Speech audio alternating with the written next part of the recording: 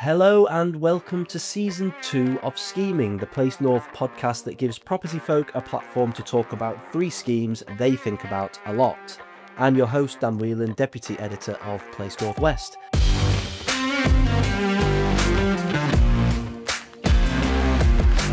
Today I am speaking to someone who was inspired to get into the business of improving places by witnessing the regeneration of the Festival Gardens and Albert Dock in Liverpool in the 1980s. She joined her current employer in the mid-1990s and has been there ever since, working across hundreds of projects in the process. Joining me today to talk about the 3 schemes that she thinks about the most is Caroline Baker, partner and head of the Northwest at Cushman & Wakefield. Caroline, welcome to the pod. Hello there. Did you enjoy the intro? I did. So, I want to, before we get into the 3 schemes, I wanted to play a bit of a game, if I may. And so, I don't know if you remember this, but back in 2020, Place Northwest did a series of articles towards the end of the year, which was Q&As with various property professionals, and you were one of them. And we asked the same questions to everybody. And I'm just going to ask you to see how good your memory is, if you can remember some of the answers, because one I just mentioned in my intro there. So one of the questions was, why did you get into property, or what made you want to get into property and placemaking? You said seeing the regeneration of Liverpool in the 1980s, Albert Dock, Garden Festival site. That was the inspiration. So a couple more questions. Let's test your memory. Okay. Now this is actually interesting because we're going to get onto this. What building or project do you wish that you delivered? So it's not the one that you're going to talk about today. Oh no, and I've got a terrible memory now, and no, I can't. I genuinely can't remember what I said. So remind me. You said what, and I said 5 years ago. You said the Guggenheim in New York. Oh, yes. You said it's great location and amazing design that beautifully showcases art. And a lot of these questions actually were around what have you learned from the pandemic, because obviously we've gone through that in that year. But what about this question? Are you a rebel or a conformist? Definitely a conformist. That's exactly what you said. And what do you put that down to?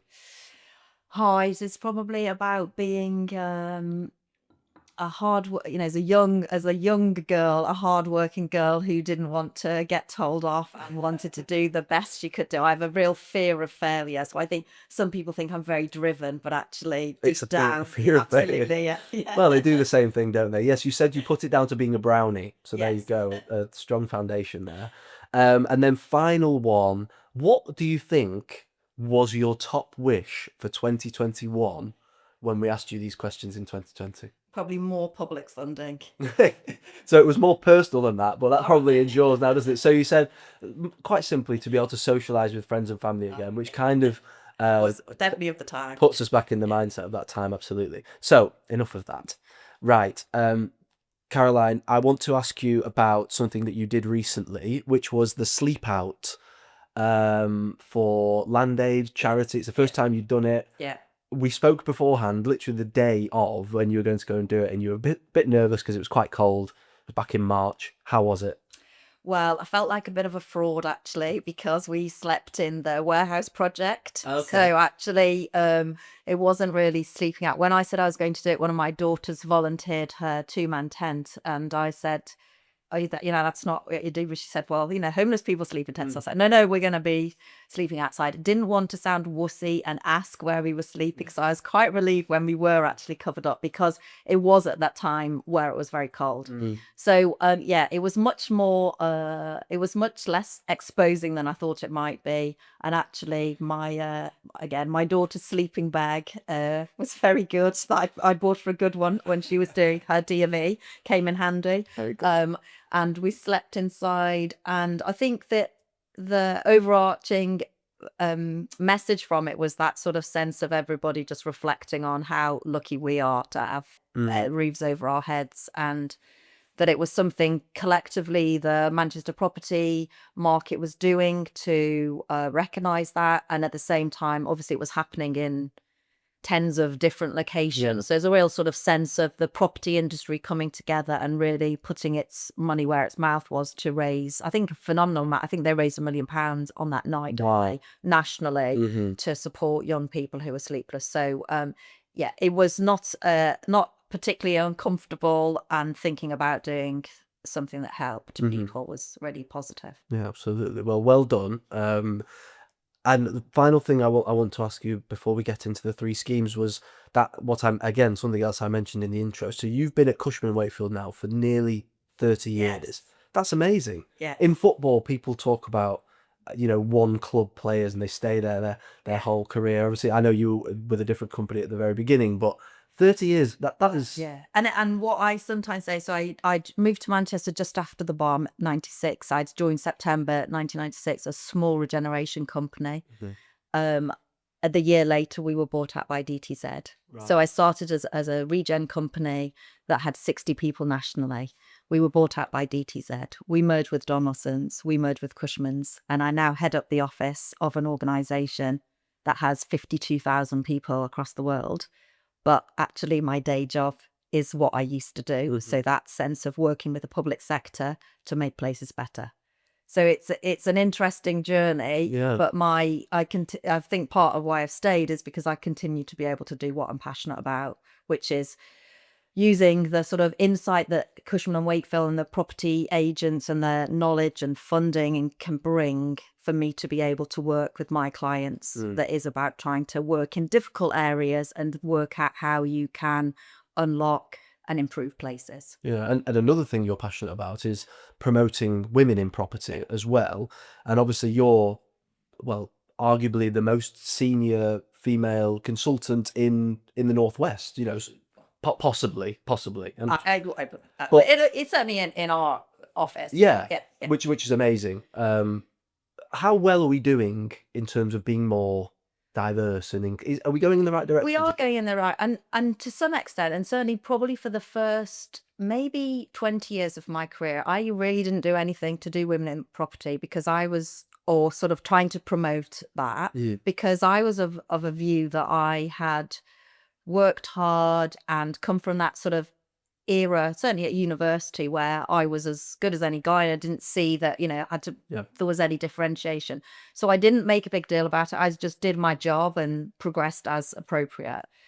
I think when I sort of reflect on it, probably I've got 2 daughters, the more that I think about it, to think actually there are sectors of society that aren't changing that much. So when I started my career versus a graduate who goes to one of your breakfasts now, I could have been one of 2 or 3 women in the room. That doesn't happen anymore. But for me, one of the things that I've tried to champion is to support women to be able to develop their networks quicker, because I think there's a difference between women and how they feel. There's that sort of the view that guys can say, oh yeah, I've got a huge network because you've had a conversation with somebody, and women tend to be much more controlled, not generalizing hugely, but women tend to be more controlled. So I might say, oh, I've got sort of a network of 20 or 50, but a guy might say that's 250. And I've always been conscious of how do you support younger women particularly to be able to accelerate their network, and that can be particularly through women specifically, but generally as well. I found one of the only time I've ever been to MIPIM, I used Sharon Conway actually invited me to women going to MIPIM lunch. Okay. And from that, I had lunch with 30 women, and then from that I was invited to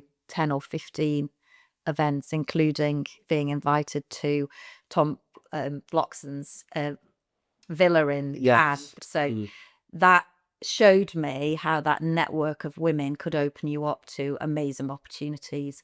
And I think since then I've been sort of really trying to do that, to support women to be able to accelerate the network, because like I had, when you have kids, you can't always go to that breakfast, or you can't always go to the drinks do. So you don't have as many opportunities to network as, in my day, guys. Obviously, nowadays we're seeing a bit more sharing around. About the childcare responsibilities, yeah. But, then going back 20 years when I had my kids, then that was the thing that probably held you back a little bit in terms of being able to build a network of people that you could pick up the phone to. And It's really interesting. so that is why I've been passionate about it. It's not to say that the industry has a real issue, but if you choose to have kids and work part-time, it can be more difficult as a woman to build your network. Yeah, absolutely. No, it's a really good way of sort of looking at it. That network is so important, isn't it? Right, fantastic. So now, as you know, on today's podcast, I'm going to ask you about 3 schemes. So without any further ado, let the scheming begin. So, Caroline, the first scheme we're going to talk about today is the one you are most proud of. So in your illustrious career, which scheme have you chosen as the one that you're most proud of? So it is still a work in progress, but it's definitely been a step change, and that is Stockport Town Centre. So, and a long time ago now, I did an employment review of offices in Stockport, the whole of Stockport, with the legendary Ken Bishop, who was our commercial director at the time. So together we did a report that looked at the office market across the borough, and the standout message within that was you need to deliver a CBD, central business district, and if you're going to do that, don't do it close to where your existing public offices at the time. That was really the vast majority of the office space was the council occupied space. Do it by the station, and at the time that was an underoccupied leisure location. I used to go to the cinema there as a Yeah. kid, and the Pizza Hut, Yes. and the sweet shop is now all sadly no longer there. But yeah, what's replaced it has been, like you say, a step. So that scheme failed. The council bought it out, and then we were Cushman's helped, or could have been DTZ at the time, helped them to think about procuring a development partner. Muse were brought in to support them to deliver Stockport Exchange, which obviously has a combination of the hotel, public space, transforming the exit from the station to be very clear. You used to come out the station and wonder where on earth you were and where you went to. And obviously that's sort of creating a place where you knew where the town centre was, and then you had a transformed office offer. So we did that, and then that was obviously worked. And I think that ability to work with a proactive authority at the time, Eamon and Caroline were there, George Perrin, and then obviously latterly Paul Richards and the team have come in. So having a really strong public sector partner to be able to drive that, and then the building on from that, we were successful along with Jamie Ferguson and Mark Foster and Kevin Riley of WSP to prepare the strategic regeneration framework for Stockport Town Centre West, which was all about looking at one of the most accessible locations within GM, if not the Northwest, which was effectively at the time underutilized storage and industrial, which was important,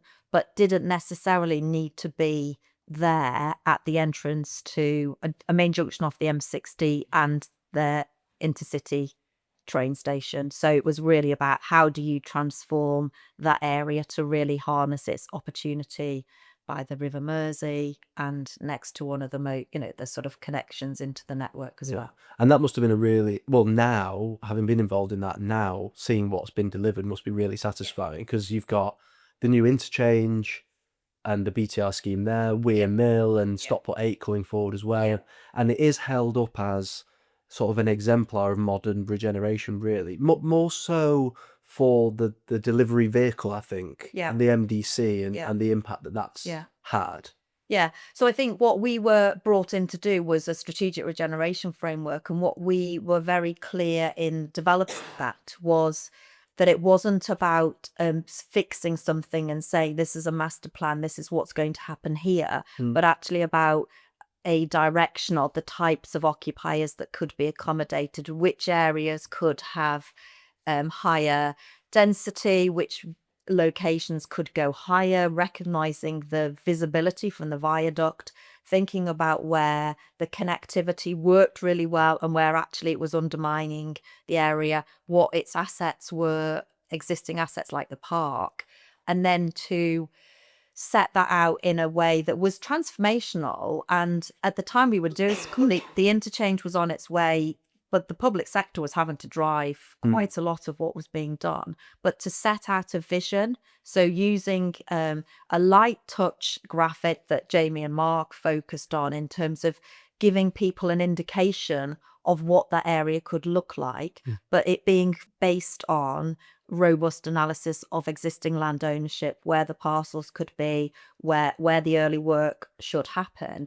So the SRF was able to establish that, and then that was used as the evidence to then engage with GMCA, Homes England, Transport for Greater Manchester, and government to give them the confidence that this visionary document supported a route for those partners to commit to say this was the area that they wanted to do the first mayoral development corporation, which required sign off by government, but also gave all of those partners the confidence to be able to say, yes, this is something that we're willing to put our names to. And obviously Andy chaired it initially as well. Yes, so MDCs, so Stockport, that was the first one, as you mentioned, and I think it's fair to say it's been a success to date. And what we're seeing now is they're being proposed elsewhere in Greater Manchester, and I think elsewhere in the country as well. We wrote a story this week, at the time of recording, that's early April, about Middleton in Rochdale wanting to have an MDC and citing kind of the success of the model elsewhere. Do you think it is something that can just be picked up and replicated elsewhere? I think some of the benefits and why Stockport Town Centre West has, the MDC, which is now being extended, has worked so well, is because it does have that robustness beneath it in terms of the SRF, but the flexibility. So it wasn't being fixed and saying, developers, you have to do this. It was about trying to sort of demonstrate the wrapper in order to be able to allow the public and the private sector to do what they do best and come together and be able to do that.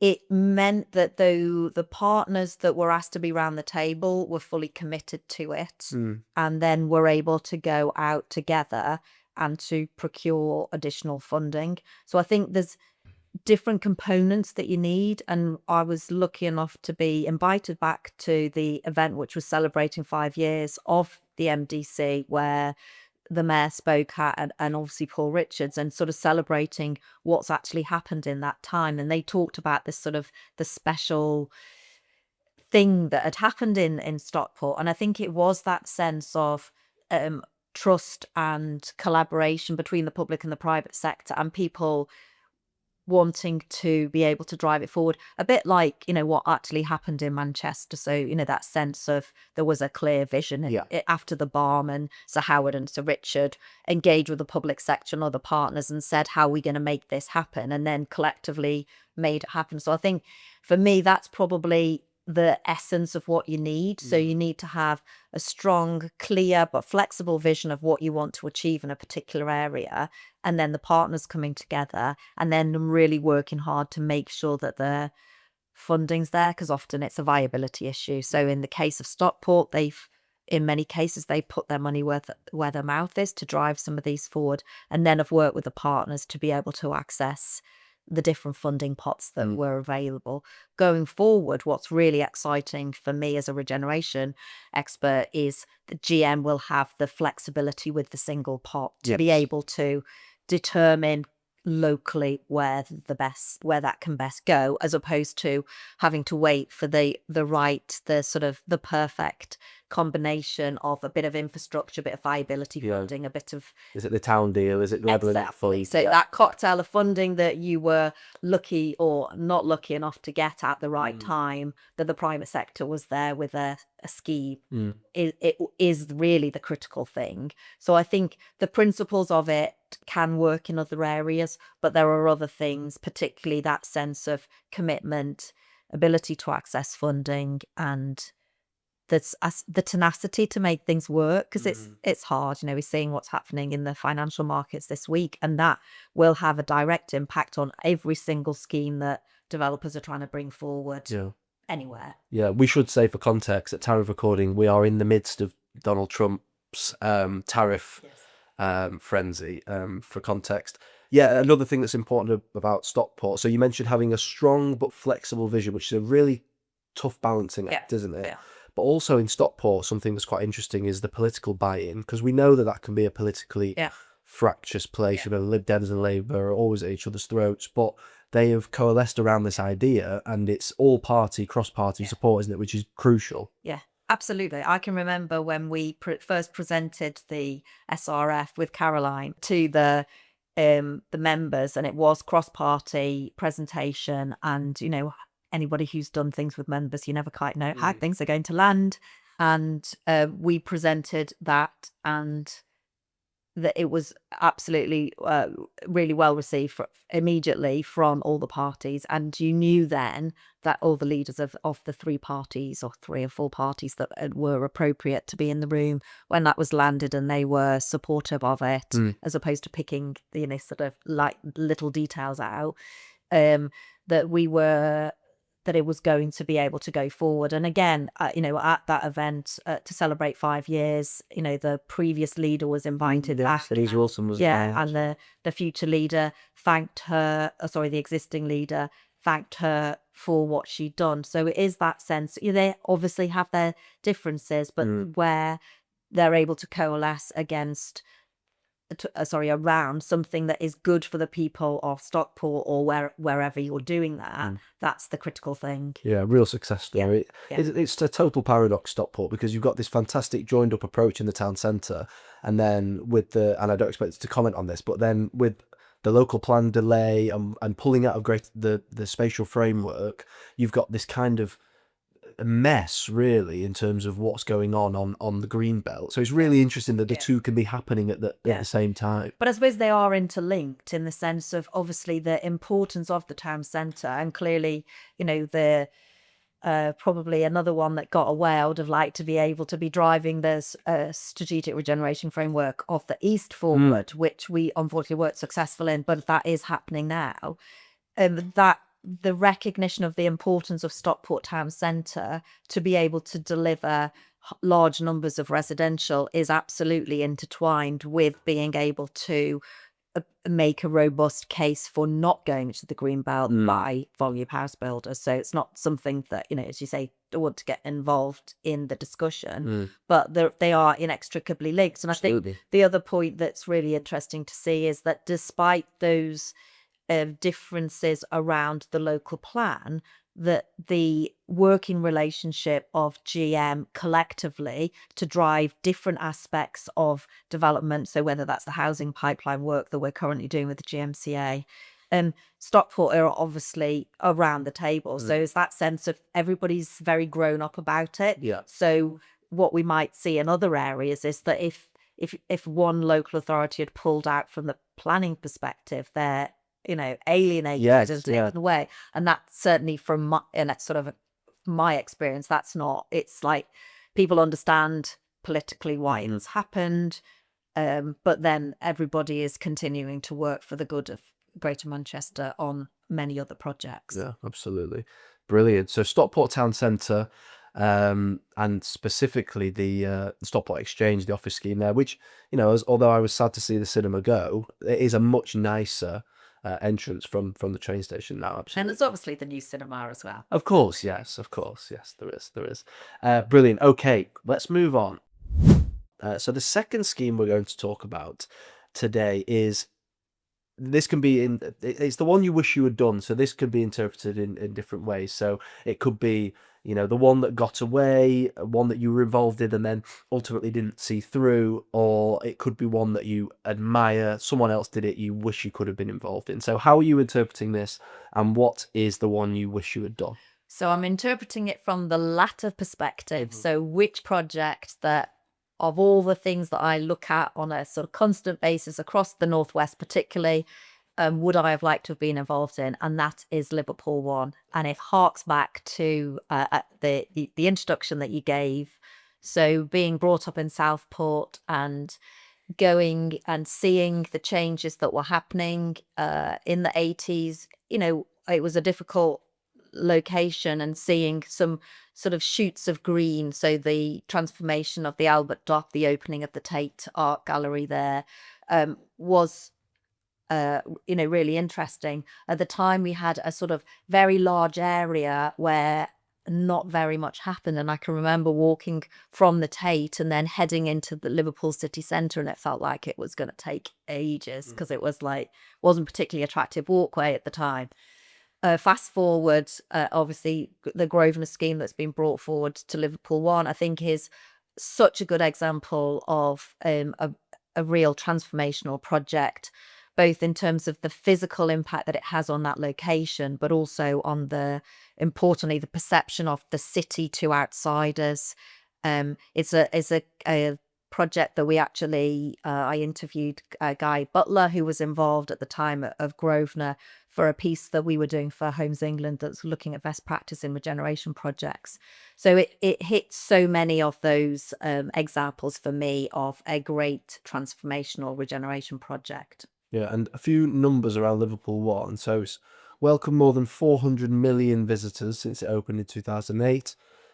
42 acres of the city centre, which is mad to think that there was a 42-acre chunk of the city centre that was just kind of a no-go area, and now it's the place to be.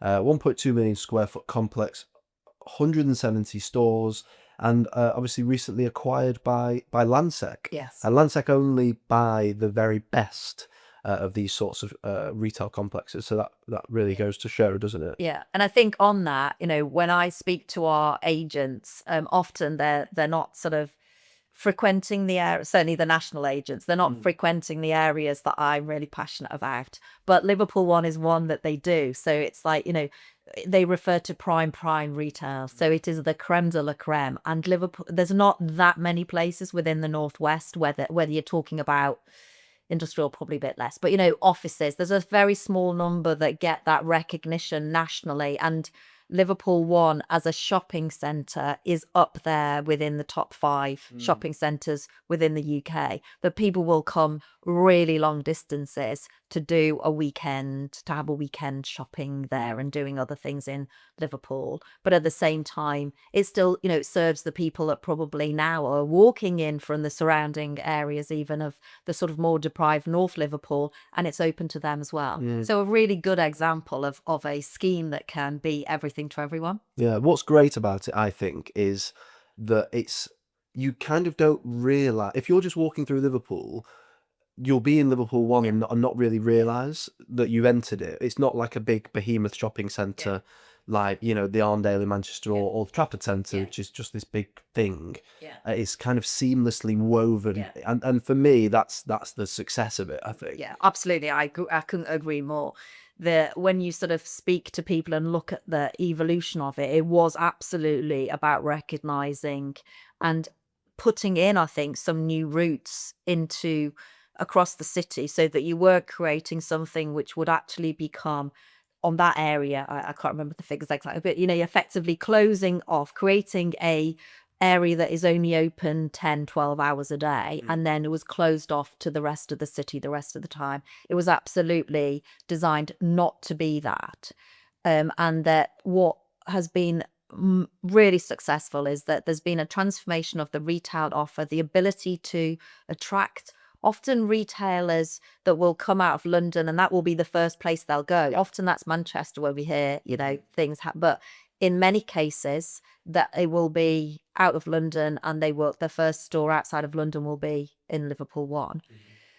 But what I think has been a demonstration of its successful design and the thought that went into what you've just described is the fact that it hasn't killed Church Street. So for where John Lewis used to be, George Henry Lee's, as it was, sort of known, and Marks and Spencer's, as they have gravitated towards it, what you've seen is other occupiers going into some of those spaces along Church Street. So there was a real risk that it could have just shifted the retail heartland from one area to another, closer to the waterfront and being really positive, but then left swathes of other areas. And they are still transitioning. And we're doing work at the moment looking at Liverpool Central Station and thinking around how that could be used as a sort of gateway to the city. But that what I think is demonstration of the success, that those areas have not become no-go zones, but they are changing and their function and character's changing. But they're beautiful buildings that are not part of Liverpool ONE, but have the potential to be transformed to provide a different offer that serves Liverpool ONE. So I think, again, that sort of demonstration of the success of a really good scheme, that, as you say, it doesn't feel like you're in any old shopping centre that could be anywhere. You're in a really interesting place where you always get a sort of sight of the waterfront buildings, or you're going onto another area, going onto Lime Street, that it's really exciting and a really good mix of leisure and retail. Yeah. Well, it was a bit before my time, obviously completed in 2008. I was leaving high school in 2008. But to me, the idea of an outdoor, because outdoor, it's uncovered, the majority of it. That's considered at the time to be a bit of a outlandish proposal? I think it probably was, yeah. But I mean, as soon as you do it, it actually works. Yeah, It's, yeah. for everything that I said. So you're not ending up in a closed, with a sort of huge area of the town, a city closed off for periods of time. But I think it was definitely a sort of unusual concept for that retail environment, Yeah. because to some extent that was how some people liked it, because it is a controlled environment. So you can stop certain things happening. You are able to control what people do in certain areas, and you can close it down. Whereas actually, and my understanding is that it was a sort of combination of both the design and the city council at the time that were agreeing that that was something that they should try. And I think it's, it obviously has been successful. But I think, yeah, it was definitely sort of moving away from at the time, the registered norm of how you delivered a retail centre. Yeah, absolutely. 26 different architects worked on the scheme. BDP, obviously the master planner, but And again, that was deliberate. They wanted to be able to create something that felt more like it evolved over time, as opposed to something that was much more similar and of a particular style, like other shopping centres that are close to here. without naming any names. Yeah. Before we move on to the final scheme, I just want to ask you more generally about Liverpool, because obviously you spent a lot of time there growing up. You grew up in Southport, not too far away, and obviously the city's been on a journey over recent years, sort of reputationally trying to recover. How do you view the city now in terms of where it is on that journey? You mentioned you're doing some work at the moment. What are your feelings? So I feel very positive about the city. I think throughout the sort of the most recent difficult past, in terms of some of the issues that has resulted in Some arrests. yes, Yeah. And an ongoing court case. yeah, the image of Liverpool on the whole, I think, has been really positive. So as a place to visit, it continues to be, football is obviously amazing. So that the strength of the sporting history, the music history of a great place to go, and the cultural elements that it has, they continue to be really strong, despite, some of the things that as property individuals we've been sort of being very aware of. So I think there's that sort of sense of it's definitely up there. The visitor numbers are phenomenal. The showcase that they did around the Eurovision Song Contest as well, the events that they put on are amazing. I think there's obviously new strong leadership come in with a new vision. There's a lot of work being done around setting out a stronger governance for the city moving forward, and also strategy in terms of what should be happening where. So I think that will continue. I think the difficulty is clearly around viability and the ability, and particularly again in it where we're seeing inflation, cost of borrowing, and just the ability to make things stack up. It's quite hard. But I think to some extent that the time that they're taking now around doing some of that strategy will hopefully allow that to be in a much stronger place for when the market is more able to be able to drive things forward. But clearly also having the benefit of the combined authority, and they have the combined authority, the Liverpool City Region Combined Authority and Liverpool City Council have a really strong relationship. So they're looking, the project that I mentioned, the central station, they're working together, and lots of others. So I think that sort of the ability to use the strength of the combined authority and the funding that comes directly to be able to target, to unlock development in key areas, it will be positive as well. So on the whole, I think it, we're developing property is hard at the moment, but they're in as good a place as they could be, I think. Okay, brilliant. And obviously they'll be getting their single settlement coming down the track very soon. So that is very positive indeed. Okay, let's talk about the third and final scheme. So this is the dream scheme. If money was no object, what project will you dedicate your time to? And you can be as outlandish as you like. So I listened to your question around if money was no object, and I've taken that big star. So we've already touched We're on... not talking about viability constraints here. No, much bigger. So we've taken that and more. So I've already touched on it. So my hometown, I grew up in Southport, and I think it has got some phenomenal place characteristics and assets. Has the waterfront, it has a beautiful Victoria Park, it has Lord Street, and it has some beautiful spaces. So it has all of those things that you want from a place. However, it has, and it's got some beautiful homes, but it feels as though it's not fulfilling its potential.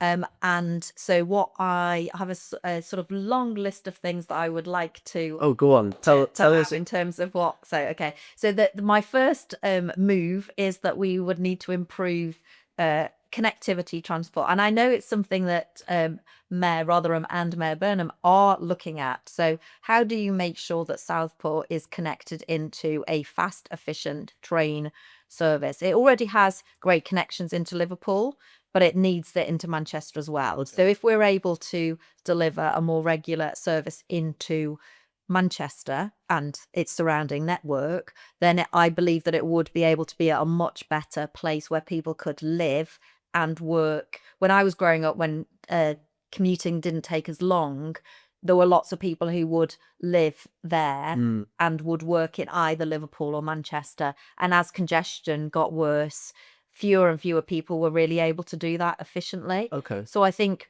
for me, if you could improve that transport connectivity, that could potentially make it both a better place for people who maybe wanted to be in other places some of the time, but could work from a really beautiful place some other, other parts of the time, but also it would make it a more attractive business destination for businesses to choose to be there. Now that might be smaller businesses, or it might be innovative businesses or emerging businesses. So my next ask then is to create more office space to be able to... So a Stockport Exchange style, Southport Exchange. Yeah, maybe, and it doesn't necessarily need to be massive, but I think having some better quality space. So there's lots of beautiful buildings that could be converted, but sometimes you need some grade A office space that can attract those occupiers. There's a number of people that are holding out to get a government occupier.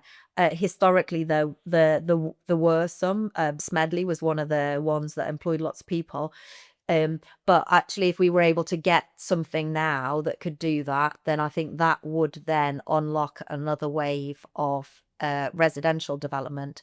And then my next ask is viability funding, so that you could repurpose a proportion, possibly half, of Lord Street, beautiful buildings on there, but what we're seeing on the ground floor is it just doesn't function as there's not enough retail that wants to be there. So if you're able to compress that retail core F&B into a smaller area and unlock some of the ends for residential, I think it would definitely help footfall and make it a much more vibrant location. Okay, fantastic. Well, what about this? Because do you remember and casting the mind back again, this is January 2022 when this news emerged. A vision for a 48-story Southport skyscraper. Do you remember reading this? I do remember reading that and think, I mean, it's not happened. no, We're not surprised by that. yeah, no. On Lord Street, would you back that? I definitely think there is scope for some height. I remember when I was living there, there are a couple of blocks that are quite high, and I remember going up, I think maybe on the 10th floor, and this residential unit had a view out over the pier and out. So you can imagine, if you have a bit of height, the view of that location is amazing.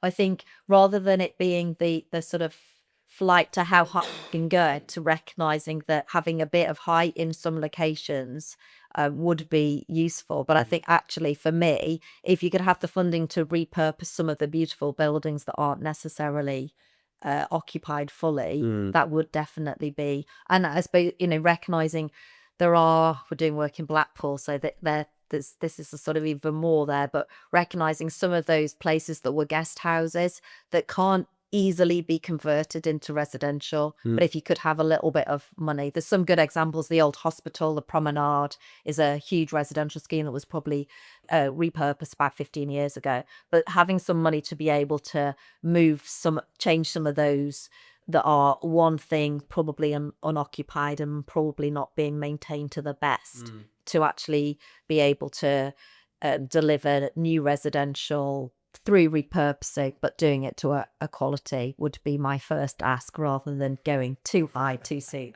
Yeah, I think that's fair. And as you mentioned, Southport has a lot of fantastic fundamentals, doesn't it? And so you mentioned beforehand that the place is there. You just need to kind of enhance it and spruce it up, for want of a better phrase. And Sefton are really trying to do that. Yeah, and well, there's plans, isn't there, for the Marine Lake Event Centre. That's one of the things. And I think, that's one of the things that was, next to there is the existing hotel, and there was a scheme, but which was new retail, but it came effectively was able to be let just as I think it must have been 2008. And I remember my mum getting very excited about this going to be this new amazing opportunity there, and I knew where the occupiers, or the lack of occupiers, and I think the occupation of it has been fairly poor all that time, because of that, just some of the difficulties, and so it's bad timing, having more retail space at the time. But I think so the conference centre that's being proposed, and harnessing some of that light, the sort of events they've been doing around lights, and that looks over the Marine Lake. So I think that is great things, but I suppose there's good examples of where you have a little bit of money, so they've been able to bring something forward with one of the pots of funding. But what we really need is that sort of mega pot of funding all to come together at the same time, in an ideal scenario, to be able to create a step change. A mega pot of funding for Southport Yes. is possibly the most ambitious dream scheme we've had on the podcast today, but I like it. You got to shoot for the stars. That is all we have time for on the podcast today. Caroline, thank you so much for your time and for talking to us about your 3 schemes. And thank you very much for listening wherever you are. Please do join us next week for another episode of the Scheming Podcast.